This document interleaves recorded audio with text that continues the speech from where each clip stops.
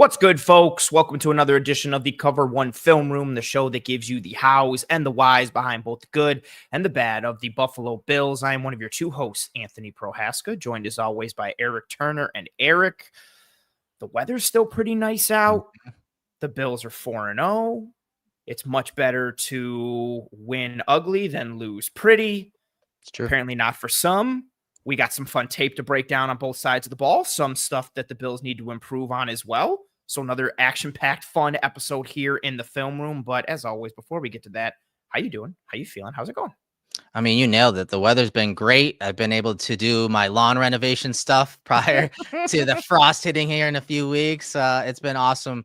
My son's playing football and karate.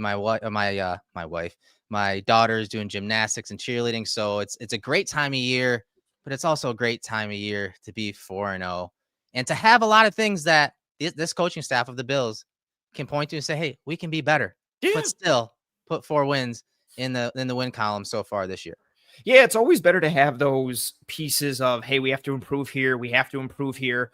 But it's nicer to do that when you're 4-0 instead of like 2-2 or 1-3. And I think what's good to know with the Bills, I think this gets lost a lot for folks, is like they're constantly self-scouting and self-evaluating, and they are never satisfied with anything. This goes from the top down, from the coaching staff to the players. So this isn't like, oh, well, they're 4-0 and they're only results focused, because obviously we know the process is everything to them.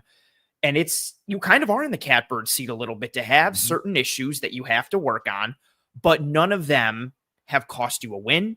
None of them have cost you anything in the standings. To be able to win while still being imperfect and not being the best version of yourself, like, is sincerely a beautiful thing. And hopefully they can continue to win and continue to get better. And as those things both trend upwards, it's very nice. Nice position to be in for the Buffalo Bills. Yeah, while the Bills did get their win against the Saints on Sunday, one guy that lost was Cameron Johnson. So Cameron Johnson, the punter for the Bills, was placed on IR, according to Adam Schefter, due to a leg injury. And with that, the Bills signed former 49ers punter Mitch Wishnowsky to their active roster. So I want to get your thoughts on this punter situation, and more importantly, the holding situation and what that all means, that whole process and how important it is. But the Bills bringing on yet another punter this year.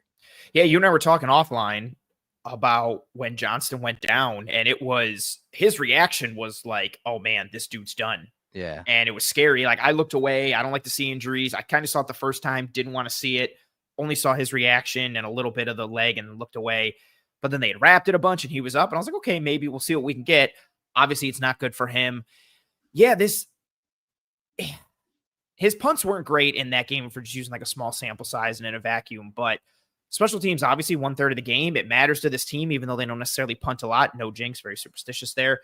I don't like the whole rotating cast. I wish they could settle on one guy, whether it's because of someone performing good or just a lack of injuries happening to this spot. It's weird to kind of be cursed at that position right now. I hope they can just get consistency from both a punting perspective and, like you just alluded to, the holding perspective. I think that's a significant part. I always remember when we had Jay Feely on, and he talked about how important the holder is, where if the ball is just like a couple degrees tilted one way, it can completely change the result and trajectory of a kick.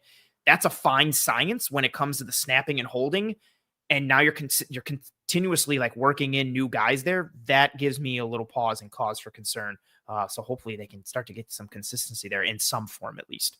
Yeah, and just to look at a couple of stats for Mitch, according to True Media, some of the main stats I want to look at real quick. Net yards per punt, 36.3. That's 34th. It's basically dead last among punters that punted 20 times last year.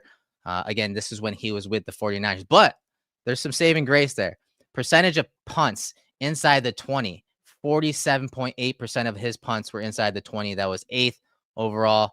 Inside the 10, 21.7%, 5th overall. Punts inside the 5, he was 1st overall at 13% of his punts. So again, there's some saving grace there. Net yards per punt, not good, but some of the control type punts, it seems statistically, I don't plan on even going and watch these punts, but I'll take their word for it, that he has some good control when it comes to putting punts where he wants to, if we're talking inside the red zone, inside the 20, 10, and 5. Yeah, that's fair. And I'm gonna hope that the net yards per punt is because maybe the Niners had poor special teams coverage on their punt game, on their punt coverage team. And but you see a lot of red, and that's not great. Yes.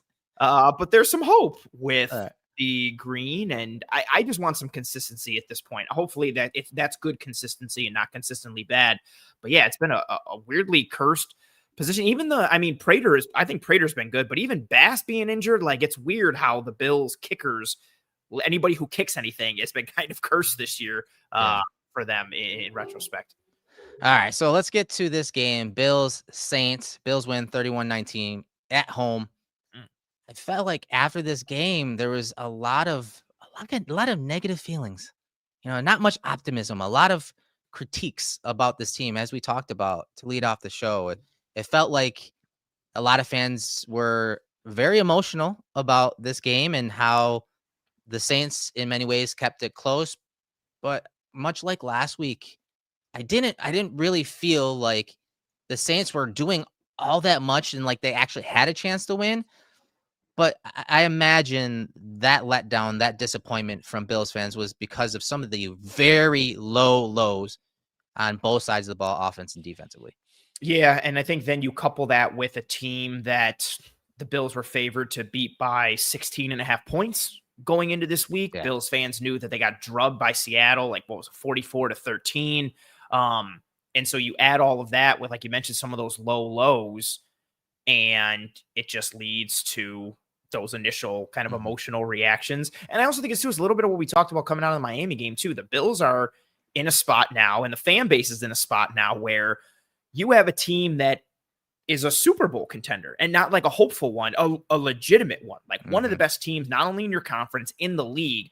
So they're at that spot where anything short of perfection is a huge problem. I mean, we even saw it, different type of quarterback, different type of team. The week before, I saw tons of Eagles fans ready to burn Jalen Hurts' house down because the Eagles were down 19 or whatever to the Rams. They're like, this offense sucks. They can't do anything. And then all of a sudden they turn it on. It's like, oh, this team's great. I knew Hurts could do it. Yeah. Sirianni. And I think it kind of comes with the territory of being a good team. Again, not to say there aren't some things that are concerning, which we will get into. Please don't yell at me. I don't want anyone to start yelling. We don't like the yelling.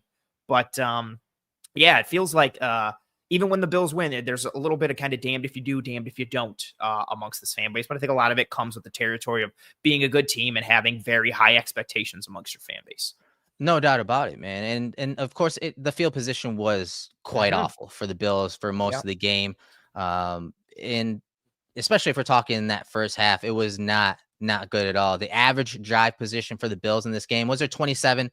New Orleans was their 39. In that second quarter for the Bills, their average drive position was the 12-yard line. They were consistently backed up in that second quarter. And I know a lot of fans were down on the Bills offense in that second quarter. And the Bills, as good as they've been putting up points on offense, and the crucial interceptions and plays that the defense makes, and when they have to make a stand, they have for the most part. As good as all those things have been, a lot of these things aren't happening at the same time. It's not complimentary football yet. That's what's probably the most exciting to me, because we've seen the offense hum, and put up points. We've seen the defense make some crucial plays, but even some of those crucial plays, I talked about it with Sal, they're not making as many havoc plays, whether you're talking interceptions, pass breakups, sacks, tackles for losses. All of those havoc plays aren't quite there yet. And that's what's so exciting.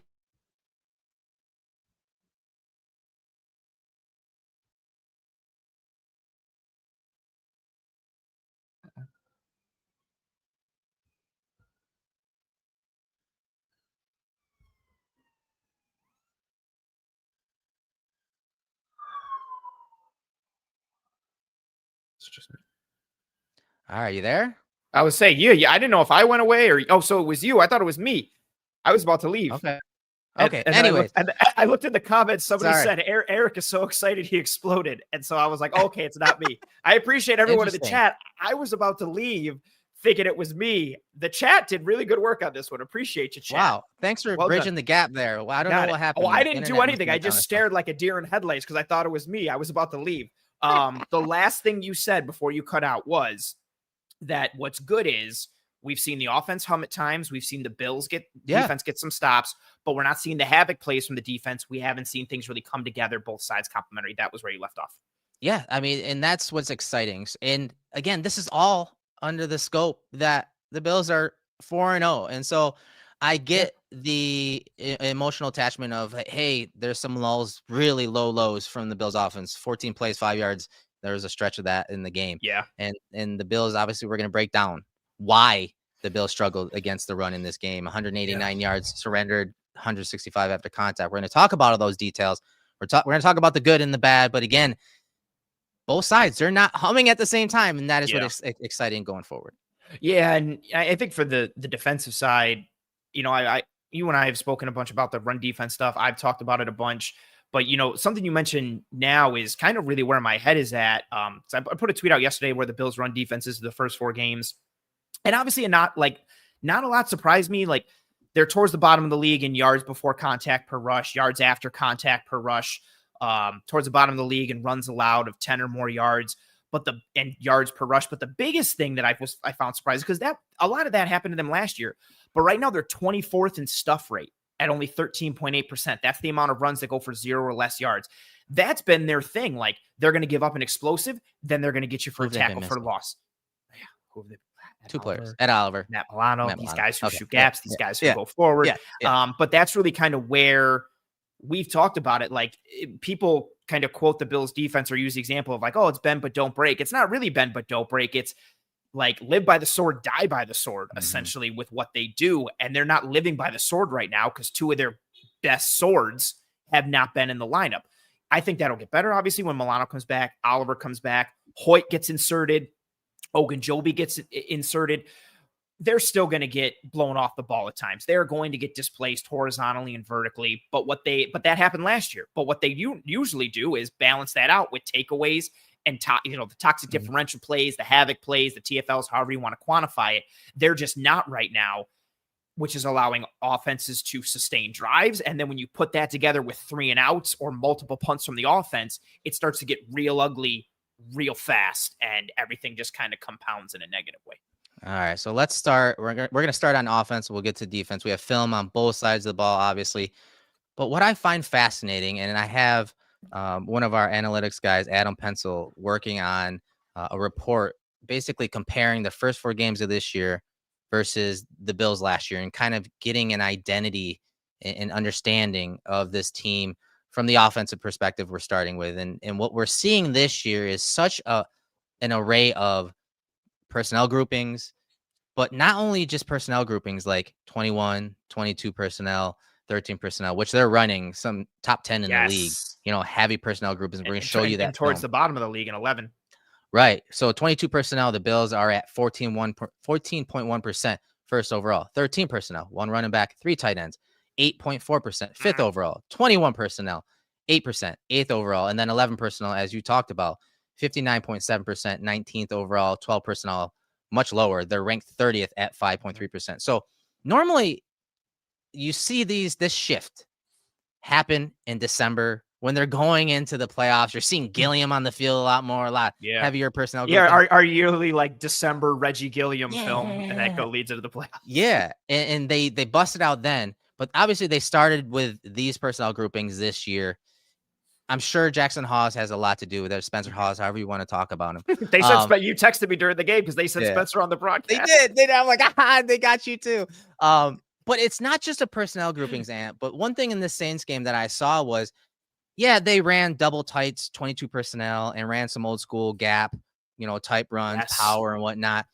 But they also took those personnel groupings and went to some power spread stuff and run some of their plays from that too. We're going to show you here. I just love the personnel groupings and how difficult it makes for the opposing defensive coordinator and his coaching staff to prepare for all of those, personnel groupings, but also the concepts and the time that needs to be committed in practice to preparing for that. Yeah. And them being able to get to multiple concepts out of these looks, even just something as simple as, condensed look, 21 personnel, offset eye. At one moment, they're running like a wide zone toss out of it. And then the next time they're running that, that counter look with Hawes leading and Gilliam following through. Yeah. And but it presents the same way. It's the same way. Pre-snap. Yeah. Exactly. Just like how last year and the years before, they'd show that 3-by-1 and it might be duo, or they might bring that jet motion and it's the mid-zone week. And then they would show the jet motion for the mid-zone week and go play action. All of these things present the same, but you don't know what they're getting to. Cohesive. And it's a cohesive playbook, man. Yes. And it's easy. It's hard for the defense because you have to account for multiple things, but it's easy for the offense because you're lining up for the same thing, but you're just doing something different. And it's simple, but effective. And I feel like calling it simple does it a bit of disservice. It does. I feel like people think that means like vanilla or like dumbed down or just easy. I've seen those comments. That's what they've said about Joe Brady's offense. And I'm like, no, guys, you have to get into the nuts and bolts of it because like you said, a lot of the formations and look the same and they present the same. A lot of the personnel groupings present the same. And then you get the curveballs because of the sequencing and layering of Joe Brady, which we're going to get here in a second. It makes it difficult to define what's going to happen. It makes it difficult to prepare for, like I said, and difficult to stop because not only that, you have an elite offensive line, an elite quarterback, right now, an elite running back. And then, you have some other, supplemental pieces, good pieces that really can change an offense and morph into whatever you want it to, which is why I labeled it shape-shifting offense because it really is, and it's very difficult to prepare for. Yeah, and that was kind of the idea, I think, even a couple years ago with Kincaid, and not even just for Kincaid coming to the Bills, but really why these teams go to 12 personnel or what the Niners were doing for years with Kittle and Juszczyk. Yeah. It was the heavier body types where they could run the ball, but you could spread out Kittle. You could put Kyle Juszczyk in the slot. You could do so many things. It's expanding the play calling menu without having to turn the page. And the Bills' heavier personnel groupings still provide them for athleticism. You can go traditional power. You can go power spread. You can run a multitude of run concepts with some motions and some shifts, or just line up and smash mouth run through somebody's face. It's a really, I think you hit on the head, cohesive offense, cohesive unit that I also think is very in line with, the quote unquote like meta of how NFL offenses want to attack defenses today based off of that inherent run pass conflict, doing it with formation and personnel. It's so much different. We're talking contrasting Joe Brady and Ken Dorsey, because Ken Dorsey will call plays and, he would think he'd have a good design and call it and would just call plays. There was no sequence and there's very little layering. And you couldn't catalog this, from us watching film, we can literally catalog and create a book of his playbook on what to expect because they run all the same plays, which a lot of people think's vanilla, but they're presenting it that way. And then there's little tweaks or add-ons for each from different formations and concept-wise. And so I thought this was a great game for us to kind of analyze this play sequencing and the play layering and how, important that is and how much he actually does it. And again, I know most fans don't have the ability to sit down and analyze it this way, but if you don't, this is the episode that you definitely have to tune into, because we're going to help you do that and understand that, because this offense is not predictable as what many people thought. Even us, first half of last year, we're like, okay, this is pretty vanilla. And then again, they turned it around. But here's Joe Brady from his presser talking about calling plays here. And this is, again, in reference to play layering and sequencing. Should we make them stop it, or do we give the alternative with it? Right, we threw the naked Jackson Halls yesterday off of the run plays that we were doing, a lot of, on the jet motions, and just so always having that in your hip pocket. But sometimes, it's the delicate balance, right? You can go to the run one more time and you lose yards. You're like, all right, well now, or do you get to the play? They haven't stopped the run, so do I just get to the play action? I think we try to go into each week is just having, hey, what are the runs you think are your best runs, either, and then, hey, do we have play actions and nakeds off them that kind of build off of it? And just so we have a feel as the game's going, hey, what we need to get to. I wish it was always that easy of, hey, this is working, let's just get to that. And this is what I mean. There are plays that are presented the same way. So let's go back to the mid-zone run. So here it is. Look at the formation. Look at the personnel. And the Bills, they love running mid-zone. And you get the jet action from the wide receiver. And you get the little fold right here. You get the tight end and then the insert from the wide receiver. It all presents the same way. Mid-zone run. They do a great job of, picking up their blocks at the line of scrimmage. And James Cook slices and dices for a really nice gain on this mid-zone run, which he's done pretty much all year. Well, later in the game, here's the sequence. Here's the layer. Same exact look. Jet action. Watch the fold right here, right? They're selling it. And they're making it look the same. Mid-zone run this way. But no, it's a naked bootleg. And you see the 3-level passing concept unfold. Josh shows the ball, then gets outside the pocket. Hawes blocks initially, releases, and now he's wide open because you see those defenders shoot up the field thinking it's run, but now you had an easy play to the tight end, something that he's done really well this year. I loved this play to Hawes off of the inherent value of it presenting just like their mid-zone weak runs. They have done this. We talked about it almost at length in that Seattle game because their wrinkle in that was to show this and then go play action off of it finally, as we've been clamoring for. But this look, they show this so much. It's essentially a 3-by-1. Usually the number one, in this case, it would be Shakir. Usually that number one is the guy who comes across in that jet motion, but it could be anyone. It could be actually 3 wide receivers. It could be an actual little bunch. It could be an inline tight end and 2 guys hipped off of him. But you'll get that jet motion across and you get mid-zone weak, and they run it all the time. And now you layer off of that, and here comes the mid-zone week. We want you to think here comes the mid-zone week. We're going to sell it like it's mid-zone week. We have a tight end who's capable of blocking on the backside against the defensive lineman on mid-zone week, and then he's just going to shed, and he's going to release into the flat. This was very reminiscent of what the Packers do with Tucker Kraft, and I absolutely love it. Even what the Lions would do at times under Ben Johnson with Sam Laporta. These heavy run teams with these tight ends that can hold their own as blockers, especially someone like Hawes or even Kraft, and then can also function in the light as a pass catcher. And so this was awesome to see how they used Hawes leaning into this, but just like you said, how it tied into a core concept for them, a core staple, what they do. This is layering. This is nice. And there's so many layers to this. And so I'm going to go back a little bit before the play starts. See, Josh, he's calling out the safeties down.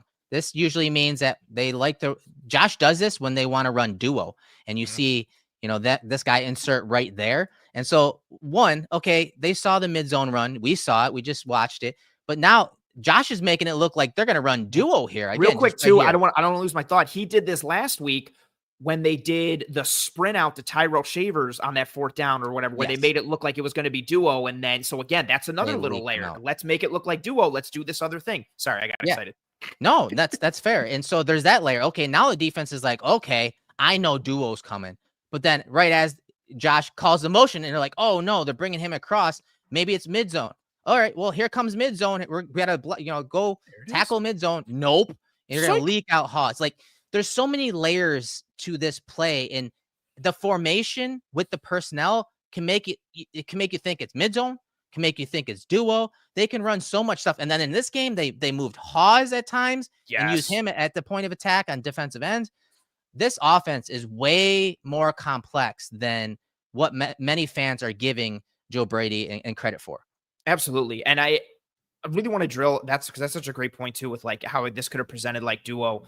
Like I mentioned, sometimes what they lean into with that 3-by-1, and usually it's that number one who's coming across on the jet, but presenting that like it could be duo and then making it seem like it's going to be that mid zone. Those are 2 completely different concepts, 2 different things you have to account for, but then it's actually going to be a play action pass. Like you're doing all of this just from the same alignment and formation that you use all the time, with a personnel grouping that you can change some things with. You can be in 11, especially last year with what they do with Matt Collins. You could be in 11, you could be in 12, you could be in 21. You could put Reggie Gilliam here instead of Elijah Moore, or you could put Reggie Gilliam where Shakir is. And granted, this could change some things from a pass defense standpoint or pass concept standpoint. But there's just so much the defense has to account for just with this one thing. And it's so easy for the offense to install it and line up the same way and just do 3 different things out of this one thing, let alone there could be more on top of it. Yeah, just, again, great stuff, great layering from Brady. I love his explanation there. So let's move on to the Shakir touchdown. And sometimes it's a numbers game. Sometimes it's a space game. It's not necessarily the personnel grouping here. Bills are in 11 personnel here. But You're seeing Kincaid come across the formation here in motion. And as soon as the ball is snapped, boom, now you got a numbers advantage. So you got a hat on a hat with Shavers and Kincaid leading. And who's the third guy to the party? Demario Davis, a very, very good linebacker. But because of the formation and how they shifted into this 3-by-1 look, you have leverage. The ball's going to Shakir. And so now you have leverage on the third guy to the party, and you have very good blocking out in front. And then you get special traits on full display by Shakir against Demario Davis. Good blocking by Shavers. Kincaid splits those blocks. Elite contact balance and speed to break away for the touchdown by Shakir. Again, simple. Sometimes football is simple. Space, numbers. And Shakir shows it here. He takes advantage of that and is able to get in the end zone for 6. Love Dalton Kincaid on this at the point of attack with Shavers, like you said, but then Kincaid getting on his horse, getting downfield to run some extra interference, gets past the one defender, bangs another one, help clear the way for Shakir so he can go in kind of untouched once he makes that initial break. I like this one because Allen spit it out right as Kincaid came across, and it's the timing of that motion. And the Bills do so much pre-snap movement. Sometimes it's a motion, sometimes it's a shift and or a reset. So you kind of don't know what's happening. Like Kincaid could come across here and just get into a static position and we could have a bunch over here, right? But he comes across and they snap it as he's still moving. Davis is still calling it out. He's acknowledging Kincaid going across, and they snap it before there's really any adjustment. And so you got the numbers and the space, like you said, but then because Davis is essentially late to the party, you've got a better angle and an advantageous angle for Shakir, which helps when he's got that elite contact balance. It all coalesces. All of these little pieces add up to the big thing of the touchdown on this play. And it's very simple. Just taking advantage of the numbers, angles, and space with a little bit of some timing in terms of the snap and the motion. Yeah, just beautiful stuff by Shakir. And again, easy play call for Joe Brady. But as we said, the personnel groupings are a thing. It's a big thing for the Bills offense now. You know, again, 21 personnel, 8% of the time, 8th overall, 22 personnel, 14.1% first overall. This play, Bills go old school and they bring in 21 personnel, 2 running backs, 1 tight end, use Hawes in motion to kick out the DN, and just the slice and dice nature by James Cook. You know, his ability to now run between the tackles because of some of the personnel up front, obviously the offensive line, the blocking by Hawes and the tight end and Gilliam, the fullback, it's great. But allowing him to use his vision, patience, and, you know, burst and explosion to make guys miss inside the tackles is pretty special. And so we're going to see it here from the end zone angle. And once again, Gilliam in the backfield, Hawes coming across, kicking out that end. I love the alignment of Coleman here as kind of a quasi tight end alignment. That's important because now the end man on the line of scrimmage is forced to kick out a little more. So it kind of gives you a bigger bubble to work with, especially after the snap. You're going to see Coleman influence that guy, influence block, and then climb to the next level. Watch him do that. And then right there, boom, you see him go on to the next level. But this action by Hawes and counter action from Gilliam and Cook, watch what it does to Demario Davis. Again, a very good linebacker. He's like, oh, he smells it out. So he gets downhill, and what does he do? He blows the cutback lane there, and now Cook is able to slice and dice inside for a really nice game. I love this play. They ran a version of this the previous week against Miami. They did it out of a split back gun look, sent Hawes in blast motion, and brought Gilliam behind him. This is the, oh, sweet. There's a motorcycle. We'll cover there it is. Of course. There it is. Let's do an episode without it. This is the second time they ran this play in the game. Similar, exact same thing the first time, except they were on the left hash. You had that tight alignment from the wide receivers. And I think that keys into Demario Davis sees this. He's like, oh, we saw this earlier. Here comes the blast motion from Hawes. It's the same personnel. I'm going to shoot front side. There's the kick out from Hawes. There's Gilliam meeting Werner, but Davis has kind of gummed up the front. And Cook just says, okay, let me put my foot in the ground. We've got a hat on a hat with Torrance and McGovern, like you highlighted. And then we get a little bit of that downhill slalom type of style from Cook to slice and dice his way through. I also like he how he gets two hands on the ball once he gets into traffic, protects the ball like a newborn baby. This is nice because the first time they ran this concept, it hit where it was supposed to and it was clean. This time it was muddy and Cook played above it and made the difference. So they can win with the design and the execution, or Cook can still sniff it out and figure out a way to make it work. This is just real pretty. Man, gap scheme runs are just so fun. I love the hell out of. I like them getting into more traditional counter and power this year. I was going to say that's traditional. This is non-traditional because you're not having that guard pull on the backside. But even to the point that they didn't run it.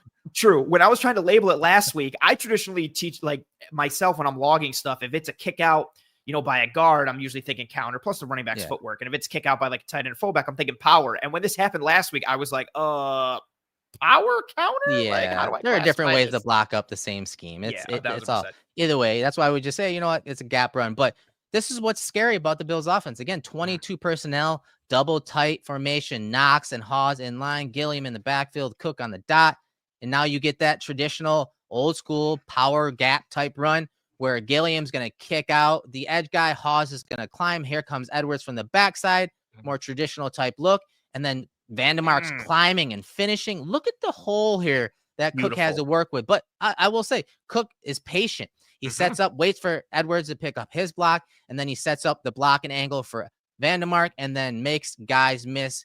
Just really good work up front by the offensive line and blockers. But again, James Cook inside running power, a gap type run out of 22 personnel. When he was coming out of college, I did not see this in his repertoire, but now he's running very well, and you're seeing it pay off. Yeah, we've talked about it on the show. We talked about it when we evaluated him coming out. Like his strength was zone. His feel is ability to kind of press the line of scrimmage and hit, but he would try and hit the hole too fast on gap scheme runs. And he's really year over year improved his patience and vision and tied that in with the footwork and the hips like you see here. And I don't have too much to add. I just love that concept. They are being able to hit these kind of different concepts. They usually don't do them. They don't pull Torrance and Edwards a lot because they don't move as well as Brown and Dawkins, which is why they do all the tackle, long trap, and dart stuff and pull their tackles. But it's cool to see them sprinkle in some smatterings of counter and power in various forms like that. And it works when you got dudes who can function like Gilliam and Hawes and Cook, and it's awesome. So then there's that. They run these type of plays, right? And then for just 4 minutes, 30 seconds left in the game, you're like, oh, they're doing it again. Double tight, I formation, a little action. They're going to run it again, right? And it's funny. It's like, guys, when you guys are watching film, especially from this angle, look at the alignment of David Edwards. Look at his helmet. It's a little behind, where everyone else is. You can see his feet are behind where they normally align. He's pulling. All right. That's a little thing to pick up on when you're watching film. And so they're probably like, you know what? We're going to see that play again. They're going to run power or gap again. Guess what? Nope. He fakes it. Josh Allen keeps it on second down, and he gets a first down so that the Bills can get their 4-minute offense on the field. So we're talking sequencing. We're talking layering. Joe Brady showed it he showed it several times in this game. Again, this is one of those formations and concepts where he used it to his advantage. And this ties in really well with what we talked about. I think it was last week's episode. Because Brady said it last week, we talked about it for really the last season and a half. If it's not broken, don't fix it. Joe Brady will spam concepts and spam the same play over and over again if he knows it's working. And he said it in a presser. That teams heard that. They see it on tape. And so they know, like, okay, here comes this, here comes that. And now he's playing with some Jedi mind tricks a little bit. And you see, as you highlighted there, like Alani Taylor, number 1, he's shooting hard, thinking, okay, here comes that run. Let me shoot this thing and work down from the backside. He tries to slam on the brakes. Hawes gets a piece of him, puts him into the ground. There is nobody outside for Allen. He is by himself. He coasts to the outside. Also, something we've talked about for years, great, kind of magician hands that Josh Allen has on the play action. He has ability to hide and disguise the ball. This is just so pretty because of the execution, how the defense gets fooled. But as we set it up, what it ties into for this offense and the layering and the sequencing, everything stacks, everything has a purpose, both in that moment, but also what it can tie into later. And that's what those good offenses have. That's what good defenses have. Like you show them, you keep hitting. It's boxing. You hit him with the jab, hit him with the jab. Here comes the jab. Psych. Here comes an uppercut. Oh, here comes the jab. Here comes the uppercut. Nope, it's a cross. And what do you do if you have to account for like 7 different punches that are coming at your face? No doubt, man. And speaking of a different type of punch, okay, you saw the double tight eye formation, old school. Well, guess what? What about 21 personnel power spread? So you bring Gilliam on the field. You have Cook in the backfield with Gilliam. And so the Bills run a little play action, and they're just trying to hit some crossers to the tight ends over the middle right here. You get, high, low right here. And then you got a deep post from the wide receiver to the bottom. And then the escort swing, something that Brady loves to run. So they run a little play action. They're trying to hit the crosser. Crosser's not open. Well, guess what? Now you have an extension of the run game where you're spitting the ball out to Cook with a blocker in front and Gilliam.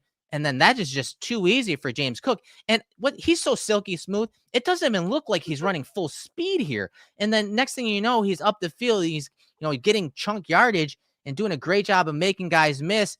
His play speed right now, his ability right now of playing faster and the game slowing down for him than everyone else, it's really standing out to start this season. And I'm so excited to see where they go with James Cook from here on out. Yeah, he's seeing the matrix like at the end of the first one with Keanu, like, and everything. He's just seeing all the zeros and ones and the numbers, and everything is syncing so well for him. The vision, his play speed, his pacing, the juice, the power. It's all just aligning so well for him. And yeah, I love the power spread piece. And this is what you can do when you've got tight ends like Hawes and Kincaid here, but then also Dawson Knox a little bit. And, you're Xing out everybody because everything's covered. There's nothing available for Allen in the short underneath there or the intermediate or deep. So what does he do? He knows he has the escort swing. Now you've got numbers out there with a one-on-one. Cam Jordan, 94, tries to make a play out there. Cook feels it, cuts back on him. These escort swings, the Bills use them. A lot of the league uses them. They're just such a nice natural check down. Unless you're in a team that runs it on the Bills and Christian Benford or Dorian Strong are out there and they have the ability to shut that thing down. Yeah. But it's such a nice extension of the run game, like you said, and it's more than just a check down because you get that initial play action piece, and then both backs just continue out there, and you could potentially have a numbers advantage. Even if there's 2 guys out there, if that second guy is inside, you still might have an angles or space advantage. And Cook is so good at taking advantage of anything right now when it comes to angles and space with the level that he's playing at. You really saw Brady and this offensive staff just put together some very good personnel groupings. And I loved what he talked about when we're talking the Saints defense and how good they are, how scrappy they are, and how difficult they are to prepare for themselves because they play so many defensive fronts and defensive structures. And that, again, they've got some dudes on that defense. They do. And so you flip that. And again, when we're talking personnel groupings and play sequence and layering kind of applies too. But there was that lull, and there was a moment Josh needed to put the cape on. He did here on 3rd and 5. This is that scramble by him where he basically drops everyone's draws when he's juking everyone. But I want to start at the beginning of this because I think Josh kind of got fooled initially. So watch the running back motion by Ty Johnson. You see the safety Sanker go with him. That usually screams cover 0 blitz and like a pressure is coming. And so I think Josh kind of got fooled a little bit here and partly why it plays into why he decides to scramble. So another high-low bottom of the screen. This is something the Bills love to run. And Kincaid, who's in the slot, he's open if Josh stays at the top of his drop and makes the throw. But I think, again, the motion kind of signals something to him. And he said he felt something at his feet with a really nice rush by Granderson, who played basically bumped inside versus Torrance. These two did a great job for most of the day in these pass rush situations where they would isolate Vandemark and Torrance in one-on-one. And they did a great job of creating pressure and generating pressure. But Josh hits the top of his drop and just immediately runs the ball. And you can see Kincaid does come open. But with that said, Josh gets right up the middle, breaks tackles, breaks ankles, does a great job of putting that cape on, getting that crowd back into it and saying, hey, I got this. I got this. You said it about James Cook here a couple minutes ago. Sometimes the play is blocked up perfectly and he takes advantage of it. Sometimes it's not, and he can play above the scheme. This is one of those plays. Josh is like, I'm just going to put the cape on. I don't care what's happening outside. The Bills need to play. My offense needs to play. It's 3rd and 5, and I'm going to take it up the middle for a big game. Yeah, and this was huge. this play essentially kind of sealed this game, and it nullified, like you said, like you get a good rush, kind of some havoc from Granderson there, and Cam Jordan comes so close as, he initially gets upfield, but then he retraces a bit, and he comes so close. He gets a piece of Allen, but Allen is a mutant, and he's huge, so maybe that trips up somebody who's a little smaller, or maybe a bit, less athletic, and then he comes out of the stumble, and he hits this juke. He gets 2 on the juke. He gets Werner clean, Pete Werner, number 20, and then Sanker gets a piece of him. But again, Allen is huge, so he just runs through that arm tackle and then throws the stiff arm. Bro, like that's just runaway freight train type of deal there. McKinstry goes for a little bit of the punch out. Maybe Allen feels it a bit, brings this ball in. Just an unreal play from Allen, but I like how you set it up and presented it, because I thought he had some answers here. And like you said, like you have Kincaid developing there on a concept they run all the time. Like essentially is a smash concept. They love to run the corner with that little whip route underneath, which is what they do to the bottom here. Samuel's on the whip. Kincaid is on that corner. And I don't think he needed to evade or start to move as early as he did with Granderson coming up, but maybe he thinks he's going to come in clean. Granderson ends up falling down. If he's able to hang there a bit, he could have hit it, but yeah, he's already pressed the eject button. And right here live in game, I was like, oh, he's going to get tackled at the line. And I was like, oh, he got through. And then I was like, oh, he shook him. And it just snowballed positively. And then, just an unreal play that started out. If you're the Saints, you're thinking like, if you're watching the first 2 seconds of that play, you're thinking, you know what, we got him. And then all of a sudden you just kind of put your hands up like, dude, what is that? And so I want to get into, again, the personnel grouping thing and layering. And sometimes layering and sequencing plays happens within the game. You saw the power run mixed with the QB keeper and naked right there where Josh converted. Well, sometimes it happens from game to game. This is from the Baltimore Ravens game. They bust out the pony personnel, Johnson, Cook in the backfield, fake it to Cook, and then swing it out to Ty Johnson to the top of the screen. Really nice blocking by Kincaid and Shavers. We highlighted this play when it happened. 3rd and 2 situation. Really nice blocking, hat on a hat, big gain for Ty Johnson on a critical down. And so I'm sure the Saints were like, okay, we're going to keep an eye on that. This is one of those high leverage situations. We're going to keep an eye on that, something that they may run. Well, the Bills do run it, but instead they build off of it. Joe Brady builds off of it. Here's that pony personnel. You see Kincaid and Shavers at the bottom of the screen, Ty Johnson, James Cook in the backfield. And this time in this game, instead of swinging it to Johnson, they fake it. They pump fake it. And you see a nice, little wheel route by Kincaid. The Saints drop a defensive pass rusher into coverage. You have a mismatch. Very good layering from game to game. Ravens game to Saints game by Joe Brady. Great execution from Josh Allen. Pump fake there, and then just hitting Dalton Kincaid for the touchdown. Yeah, I don't have too much to add on this. I just love it. You showed it against Baltimore. They hit it. Now what you've shown here, now if you're going forward, defenses, if they see this action, it could be the actual swing. It could be the pump. Also, too, if you're running this play and Kincaid ends up not being open, Allen could still, in theory, check it down to Ty Johnson. You can still find some yards out of this thing potentially. If Granderson did a great job and carried Kincaid up, chuck it down to Ty Johnson, maybe you could still get 3 or 4 yards. So there's still some things baked in there.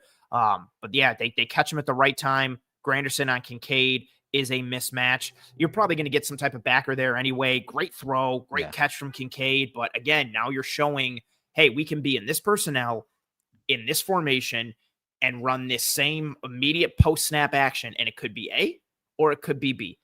And that's a lot to prepare for when you have that from almost like every single formation or every single personnel. It could be A or it could be B. It could be A, it could be B, or it could be C. And all of those could be 3 different things. They could be different concepts. They could be something not related to one another. They could each go to the opposite side of the field. There's so much, again, that you have to account for. And then tied into all of that as a defense is, even if you account for it and you have the right play and you stop it, Josh Allen can still kind of negate all that and play above it. And it just, back-to-back weeks where there was some ugliness with the offense and a lack of complementary football. And they put up 31 points 2 weeks ago and then 28 this week. Those are both good numbers. And both those games had some serious lulls. Miami, they had 3 ugly possessions in a row. They got bailed out a little bit by the roughing the punter. This game you mentioned, the lull again with the lack of yardage and the consecutive plays. But they still put up 28. They found a way to get it done. And again, all while not playing their best football. And honestly, while not showing their hands too much or their cards too much early in the season when they don't have to. All right, let's flip the script. Let's go to the defensive side of the ball. We're going to start off with some rough clips to kind of break down some of the issues with the Bills run defense, surrendering 5.2 yards per carry to running backs, 5.9 if you include some of the scrambles by Rattler. I think Rattler kind of caught them off guard in regards to that and his athleticism and scrappiness. He's just a scrappy player, man. But the Bills obviously had some run game issues, some gap integrity issues, some tackling issues. And so let's take a look at some of this film, Anthony. And it starts with Bosa, who through the first few weeks, man, he's been rough when we're talking setting edges and containing plays. We talked about Deion Walker kind of taking risks sometimes. Bosa did the same thing in this game, and it really cost them. As you see him off the right side of the screen, and the Bills actually have a really nice little gap exchange call between Daquan and Bernard, but you see Bosa right there.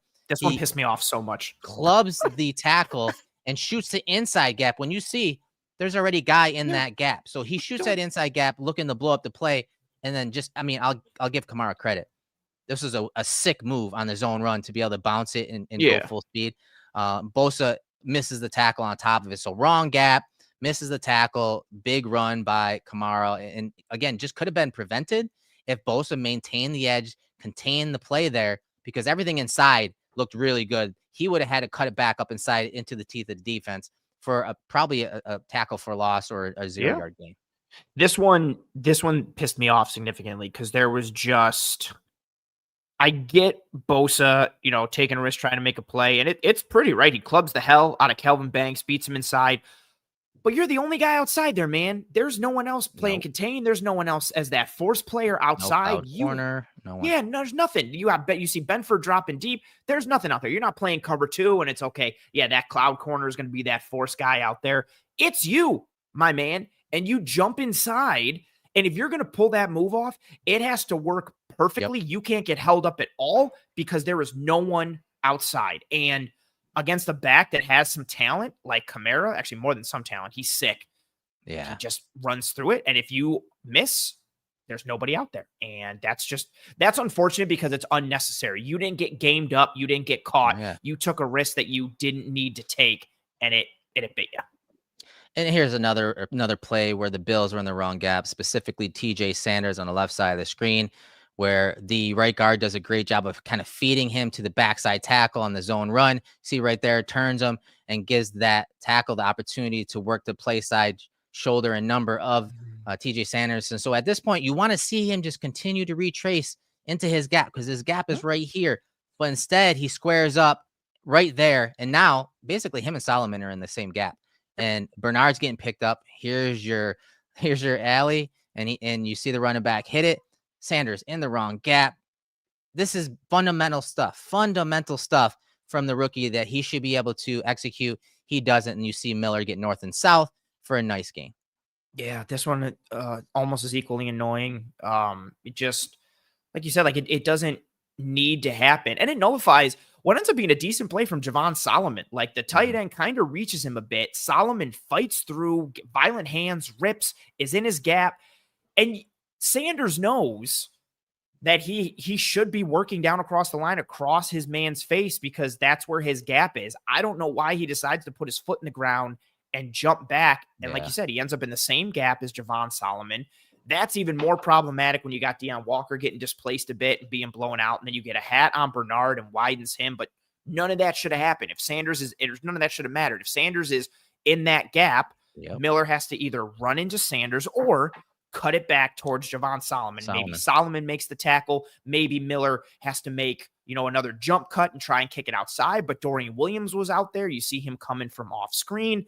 Just a lack of gap integrity, and this is just the lack of sound fundamentals. It's one thing to, again, you get beat, somebody gets you, you get gamed up, or you're playing a good dude and a guy makes a play on you. But these are just mental mistakes and just basic fundamental mistakes that you cannot make. A play that came up several times and really stressed Joey Bosa out was counter bash. Basically, you're going to see the quarterback have the counter action. He can keep it here or hand it off to Kamara. On this play, you're going to see him hand it off, go out wide to Kamara.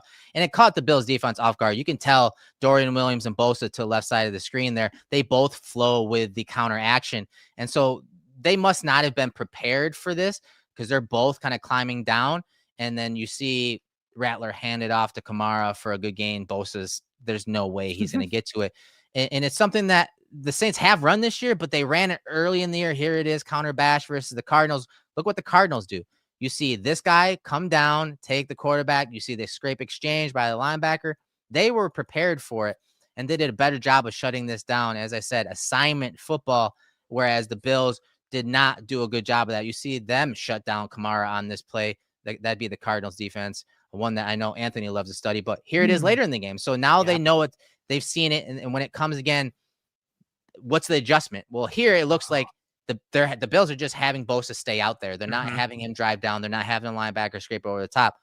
Bosa's right there, but he's unable to make the tackle. He misses the tackle. Again, one of 3 missed tackles on a day. He has 6 this year, which leads the Bills defense in a bad way, obviously. So not a good day for Joey Bosa, and it has not been a good year when it comes to containing plays, setting the edge, and making tackles in the run game.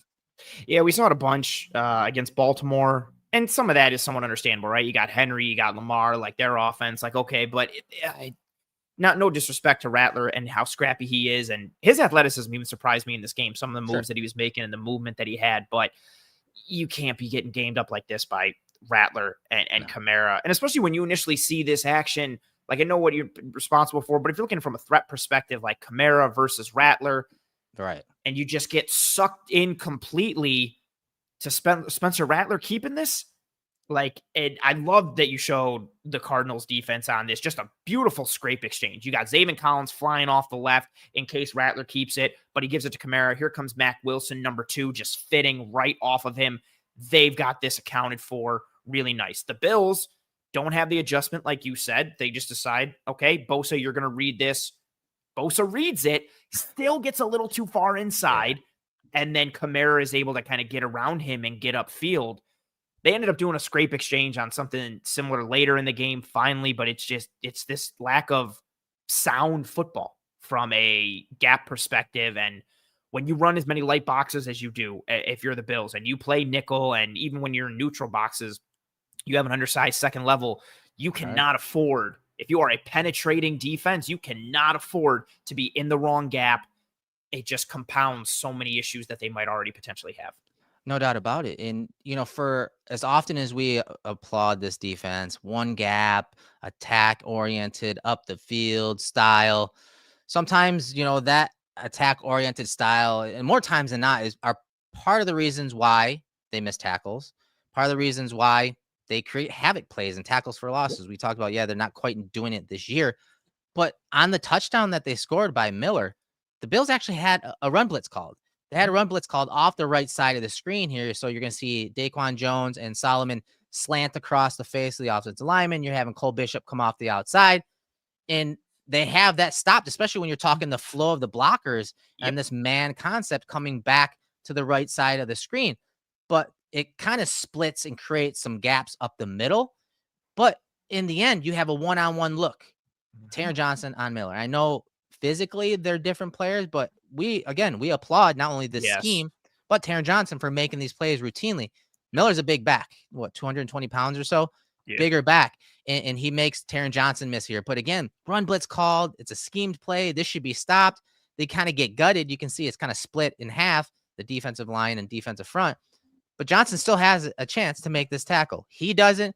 Then you have Rapp making a difficult tackle from depth, something he struggled to do this year, which has really been a strength his entire career. Yes. He doesn't make a tackle, and the Saints end up with 6 points on the board early in the game. One of the worst exhibitions of tackling that we've seen from the Bills in some time. And again, it led to 6 points. Yeah, this one frustrating as well. Like for all the reasons that you mentioned, it's not guys being in the wrong gap. And this is with the Saints moving, you're removing and adding gaps and get a little murky and wonky, but with what the Bills have called, it actually kind of works out. And you've got Taron Johnson right in that gap. And again, like you said, despite him being a smaller guy and being a nickel, he is a very sound tackler. He's been a huge reason why the Bills defense has been a success for years, especially in the regular season, because he can fit the run like he's 6'4" or 230, but he misses the tackle. I love the point you made about Rapp. For as much as, for as much maligned as Rapp has been, one of his strengths from too high or single high looks has been him coming from depth and really canceling out a lot of big gains for running backs against the Bills defense. He did it routinely last year. He comes up and misses. Trey White misses. So you had dudes here, like you could have had this stopped at the line. You don't. You could have had it stopped essentially at the second level. Don't. And then you could maybe still gum it up and stop it at the third level. You don't. It just, I think these plays really kind of or not these plays, but these, issues that we've talked about here to start off with the defense really encapsulate where this defense was in this game. Just a lack of sound run fits and then missed tackles on top of it. Sometimes they happen on the same play. Sometimes they happen independent of one another. But however you slice it, it led to consistent success on the ground for the Saints. Taylor Rapp, he has 4 missed tackles already this year. That's a 23.5% missed tackle percentage according to PFF. Last year, he had 3 total missed tackles last year at 3.6% missed tackle percentage. So put in perspective, again, he's having a rough start to this season for whatever reason, schematically and out in space from depth. Something that when we broke him down, when he came over the Bills, this was something that we listed as a strength of his. But as you can see on this play, and we've seen several games this year, 4 games, 4 missed tackles, a 23.5% missed tackle rate. But all the bad out of the way. All right, let's get into some good here. And this is the Cole Bishop segment. All right, Cole Bishop is our easy loan auto sales player of the game, making it look easy. Not so much though, right? That's always the play with us. But I want to start. Obviously, his interception is the play, one of the plays of the game, if not the play of the game. But what happened beforehand really kind of stuck out to me, and how prepared he was and the Bills were. So play before the interception, Shaheed, bottom of the screen. You see Cole Bishop communicating with Trey White, and they're alerting to Shaheed and his alignment. They already know something's coming with him. They're pointing him out, saying, hey, he's going to be going across, and he sure as hell does. He comes across the formation. They try getting him on this little flat route right here to the top of the screen. But watch the communication by the Bills. Look at Taylor Rapp. Let Trey White know, hey, I got him. I'll take him. And so Rapp does a great job staying over the top, out of the way of the traffic and the picks when the Bills are in man coverage. And you see him take away the flat route, so much so that a secondary route is needed. And Shaheed goes to the back corner and goes incomplete. So very good preparation, very good recognition by Bishop, White, and Rapp, and execution on that play. Well, on the next play, the Saints are like, you know what? Okay, you guys are alerting to him, right? He's right here, bottom of the screen. We're going to do something similar on this play. We're going to bring him across. We're going to, throw it to him or pitch it to him, and they're going to run the Philly special. But look at Cole Bishop and how he is in tune to what's happening here. Look at him eyeing that number 1 wide receiver to the top of the screen. And then, boom, he's looking in the backfield now. Then he's looking out in front of him, and he's diagnosing what is happening in front of him. There's no blockers coming to pick him up, and he sees what's unfolding. And so he gets out to become the contained player, showing off that athleticism, that processing, but it also notices that Rattler's trying to leak out. And so he gets on his horse and is able to make that one-handed grab for the interception. 3rd down play, low red zone, end of the first half. A game-changing play from Cole Bishop on this interception. That's why it is our easy loan auto sales, making it look easy. Play of the game, Cole Bishop's interception against the Saints. Yeah, this one was just such an athletic play by Bishop, but it really was the mental side, like you said. And this end zone angle does a good job. Like you highlighted so well from the sideline too, and this kind of puts you behind Bishop and almost like in his helmet a little bit. You can see him ticking off every piece of this play. Like he gets eyes on Olave, he gets eyes on Shaheed, he gets eyes to Rattler, he gets eyes back on Olave, and then gets out in front. Good highlight here from Rousseau. Rousseau is getting upfield, recognizes this a little bit. He's got, that BCR responsibility coming off that backside, which he's been very good at for years, that bootleg counter reverse. Olave has no idea Bishop's there. Olave gets this ball and he thinks Rattler is wide open. So he just floats Olave's it. mom told him to throw the floater. Yeah, good one. From the rookie of the year. year. Yeah, float it. Yeah, then he looks in the mitt. He looks into the mitt and he sees that it was his mom's glove. It wasn't his dad that played. It was his mom. Nice reference. Oh, the have to. Oh man, that movie has so many quotables. Good call. So good. Yeah, I can't. He float it. Yeah, he floats it. He thinks this is done and dusted. Like he gets the ball. Olave's eyes are purely on Rattler. He doesn't look up, doesn't see anything. He also sees Rousseau in his face. So he knows, okay, I got to get this ball out early. I also got to get it up and over Rousseau, who is a human tree. But Rattler's open, so it's fine. All of those combine to lead to the trajectory of the ball that we get. And Bishop is on his horse with his athleticism and his speed and his processing to undercut this ball, go up and get it with one hand. It's such a great play from an athleticism standpoint. But for me, it was as you have highlighted here, like it's the processing. It's the diagnosis. It's seeing everything. And you can watch him in real time be like, okay, this, oh, then this, oh, then that, oh, there's this, I got to go. And he does it all in, I don't know, like a quarter of a second, half a second roughly, and to be able to go. And then even having the wherewithal, he makes the pick, stays in bounds, gets up, and then gets upfield to try and get some yards and make a play. Like everybody's fast flowing that way. He goes back the other. Man, that's just such a, it's awesome to see him make a play in general, but especially from the neck up to make him, to make a heady play. Yeah, that's huge. He's got the athleticism. He's got the physical gifts. To see him in that manner, because like you said, you literally can see him thinking and checking off those boxes and going through his process and then just playing above the scheme. Like there was no reason for him to be over there. You said it. Olave is not expecting him to be there. There was no reason aside from instincts coming out, processing coming out by Cole Bishop, athleticism obviously on full display, which is why we made his interception the play of the game. Yeah, presented by our friends at Easy Loan Auto Sales. This is, as we do here, the Easy Loan Auto Sales, making it look easy play of the game. This was not easy from a physical standpoint. Look at him go up, get it, bring it down with one hand. This was not easy physically. This was not easy mentally. This is a good call from the Saints. But Cole Bishop, Easy Loan Auto Sales, making it look easy play of the game. Sponsored, of course, by our friends at Easy Loan Auto Sales. Easy Loan Auto Sales is Western New York's premier buy here, pay here car dealership with locations in Buffalo and Lockport. Regardless of your credit history, they offer the fastest car buying experience around. Get approved and reserve your vehicle all from your phone. Start your approval at easyloanauto.com, and you could be driving today. Yeah, awesome stuff from him, man. Just so much fun to break his film down. And I thought not even just that play, but I thought he actually saved a couple big plays, making tackles in the alley, making tackles up and around the line of scrimmage. I thought he did a great job of containing some plays that could have gone the distance in many ways. And you know, his tackling and angles to the ball from the post safety position, from his two high looks, were very good in this game against the Saints. Yeah, he had a sound game and a strong game. Aside from that interception, I think obviously that's the big takeaway. But yeah, he had a lot of really nice plays from depth, single high, two high, coming up, fitting the run, taking good angles, sticking guys. A couple pieces in coverage as well.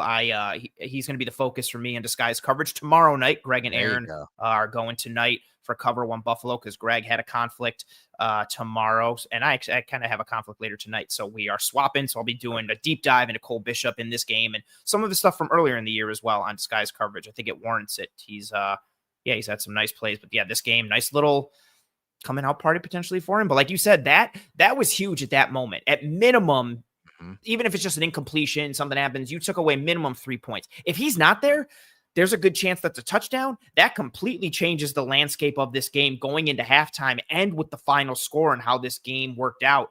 Bishop literally took points off the board and came up with a huge momentum swinging, pendulum swinging play in the midst of the Saints putting out a really scrappy effort. That was a great play from Bishop, but also huge within the landscape of this game.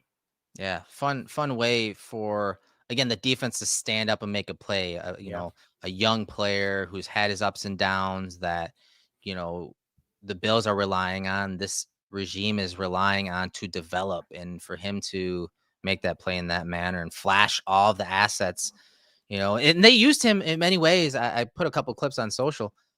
they used him in many ways. They used Micah Hyde. There were plays where they showed pressure up near line of scrimmage against 3-by-1 look, and then they popped him out into the number one, and he was at trailing quasi corner where they're in a cover 2-man, showing pressure, then dropping in a 2-man. He did a lot of things that Micah Hyde did for the Bills years ago. And so, again, starting to see his role kind of even open up a little more and his play start to stand out a little more. It's got to be exciting for fans.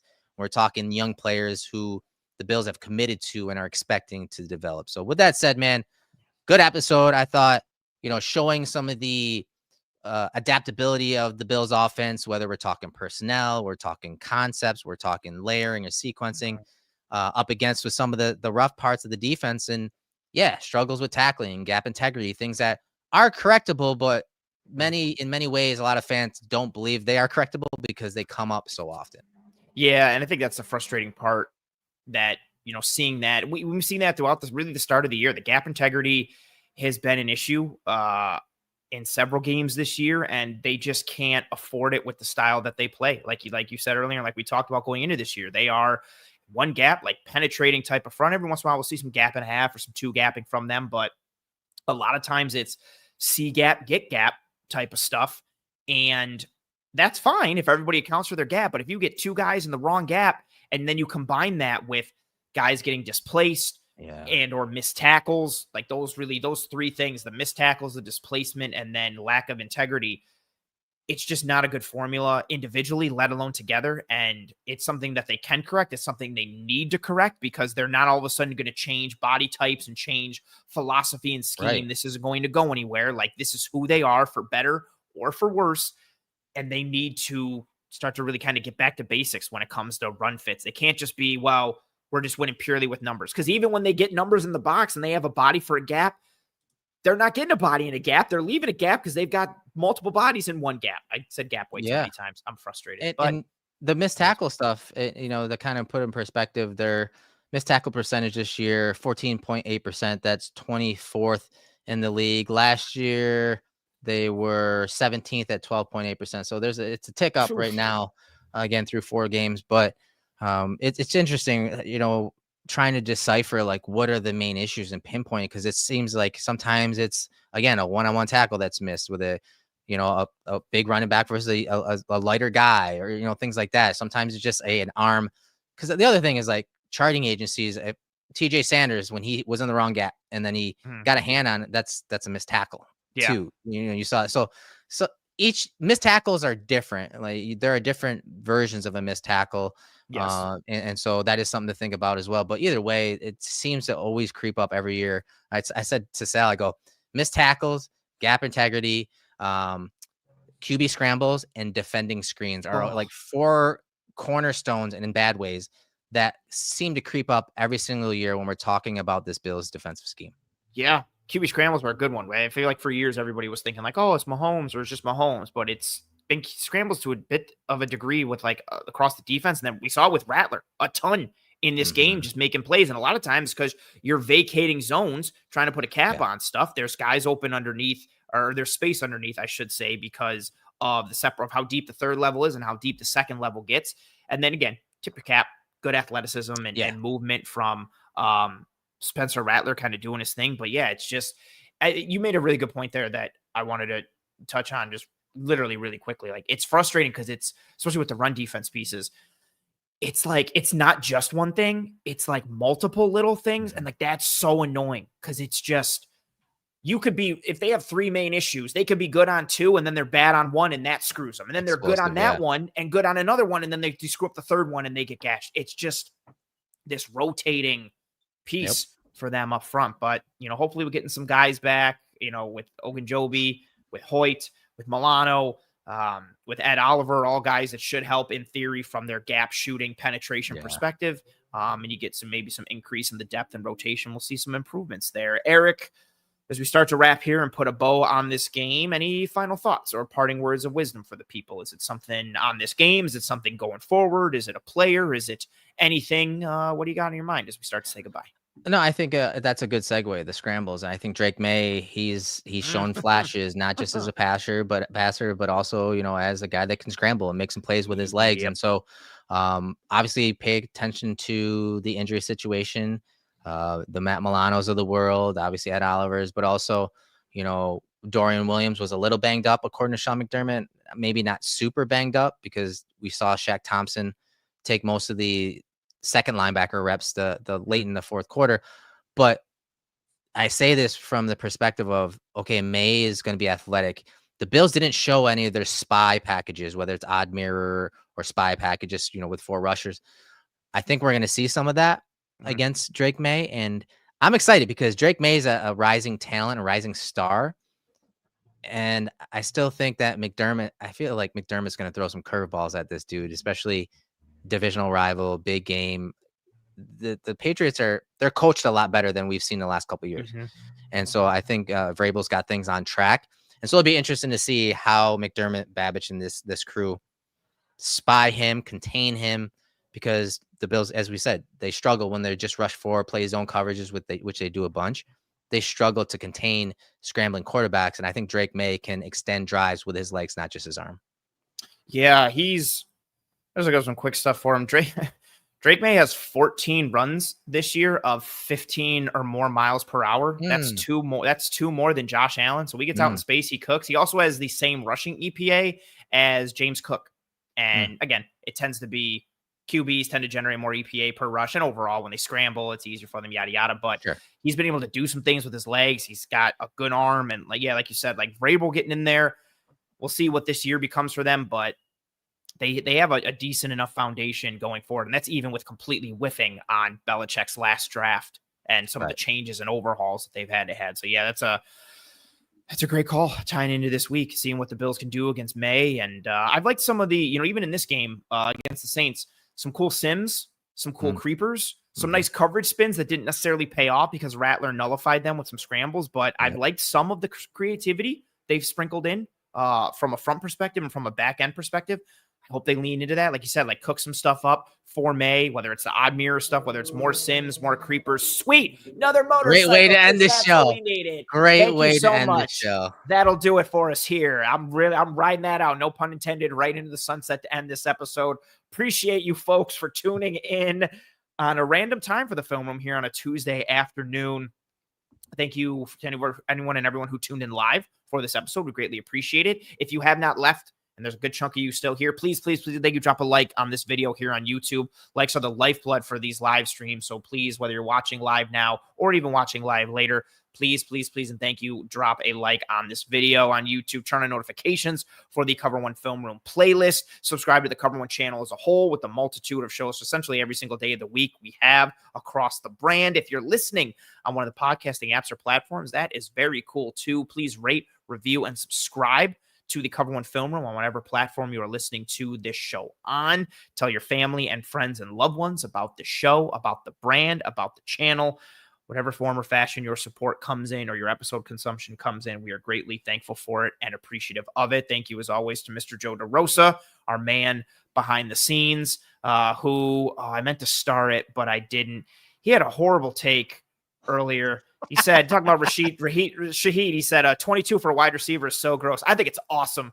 I think it's sweet. How dare you, Joe, have such poor taste? Also, Joe has poor taste in pizza. That's an inside joke for Joe after I learned what he did. Teams? And baseball teams. I'm not, I can't talk about that. Don't go there. I'm far too superstitious. Okay. I'm all geeked up for where we are right now. Can't talk about it. Won't acknowledge it. But yeah, thank you to Joe. Thank you to everybody.